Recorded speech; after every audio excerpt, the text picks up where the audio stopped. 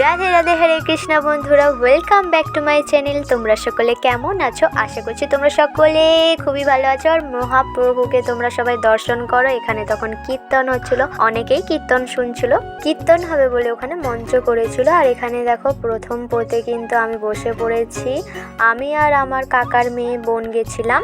আজকে একটু পোতটা বসাতে একটু দেরি করেছে, তো এখানে ভাত ডাল আরে কিন্তু দিতে লেগে গেছে। দেখো এখানে ভাত ছিল, ডাল ছিল, আলু ভাজা ছিল আর একটা চচ্চড়ি ছিল। কি শাক ছিল আমি ঠিক বুঝতে পারিনি। রাধা গোবিন্দের প্রসাদ, সে যেন অমৃত।